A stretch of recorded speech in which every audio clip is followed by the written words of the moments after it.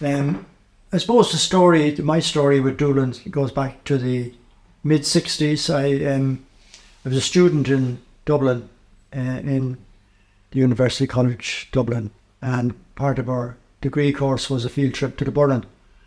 We were in a final year. There was 12 of us in our class, and we took a field trip to Ballinalacken Castle. We stayed there, and we spent the week going around the Burren looking at the various geological monuments and the structure of the geology and also the plant life. And we did some caving as well that time. I remember we did too. The Doolin cave. When it was a tight crawl into it, and it was very exciting to find the stalactite in there. And we did some diving as well around the harbour. But the first night that I met the lads down in Doolin, we went down with the leader of our gang was a Jesuit priest called John Moore from Mayo, and he only died there a couple of years ago. And very good scientist.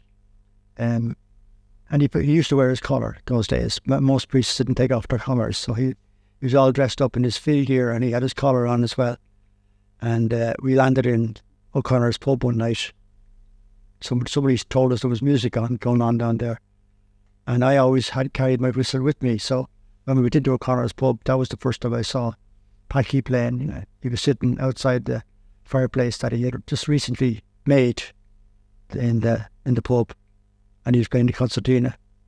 And I saw him looking, when strangers come into it. It's like the Wild West. When someone comes into the Wild West bar, everybody looks at the stranger. So we were the strangers coming in, and I suppose the local lads would think, oh, there's some sort of, might get some crack going here now. But anyway, I was fixated on Packie's his energy when he was playing. His body moved and his eyes sort of opened extra wide, and he obviously lived the music. And I'd been around a lot of music up in Dublin, and it was different because people had learned it, a lot of us from books, and they were very good technical players. But I could see that it was somehow different. Doolin was part of the community, and there were good musicians that come up from the country to Dublin, and they were playing in places like Thomas Street. But Doolin was somehow a little bit different. It was, as they say in Irish, it was fitcha fucha. It's like interwoven into the lives of the people.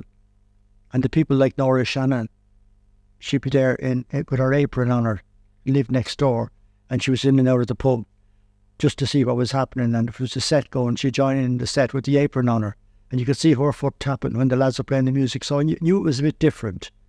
It was part of a community thing.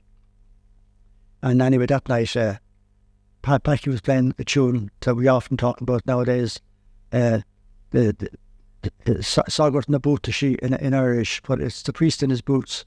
It was actually a sort of a set dance. A set dance isn't the same as set dancing. Set dances were special dances with special footwork. The likes of the Blackbird, the Garden of Daisies, all those sorts of old set dances, and this Priest in the Boots was a set dance, and I'd never heard it before. So I was always eager that time to get new tunes, so thinking that if I got a name of it, I'd be able to look it up in O'Neill's. There was no internet, so O'Neill's book was the nearest best thing that we could get. I'd be able to look it up. And the priest that was leading us came in with his big muddy boots on him, and Packie put a big smile on his face, and he said, "That's called the priest in his boots." So he obviously had a little bit of a comic twist in his head that I liked as well. That's the first time I heard that tune played. And I just, the one, I just played a little bit of it.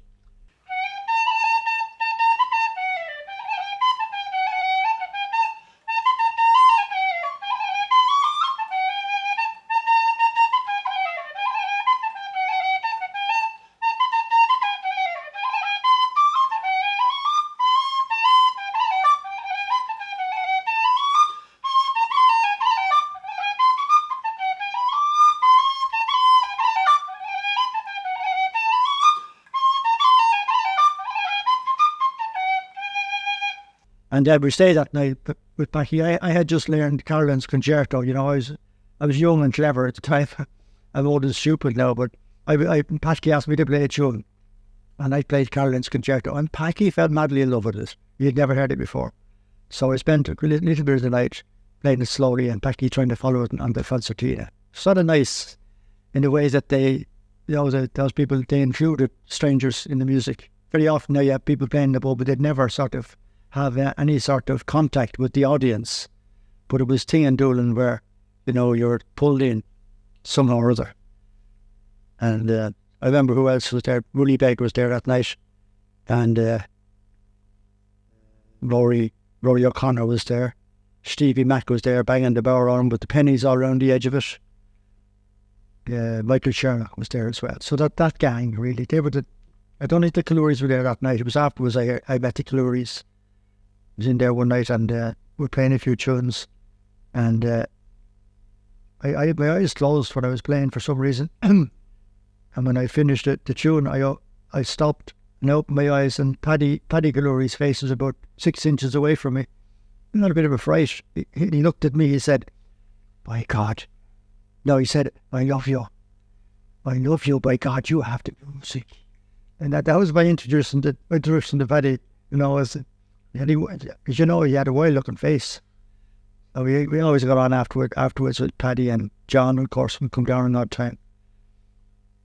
But then it was a good while after that I met Micho. I don't know, it was Micho. Micho wasn't there that night as far as I remember. But I started coming up and down then whenever I could. We used to come down diving at the time around Crab Island and places. Lovely clear water there, because on the east coast it's very sandy sort of underwater. So we were sort of gobsmacked with the visibility of the underwater scene around Doolin, the kelp beds and the urchins on the kelp and all the rockfish swimming between them. It was just like being in a tropical paradise. But it wasn't tropical. Remember, we used to go in there in the snow. We had to go through the snow to get in. We were hardy that time, really. And the wetsuits we had weren't good. We made them ourselves. You couldn't buy wetsuits.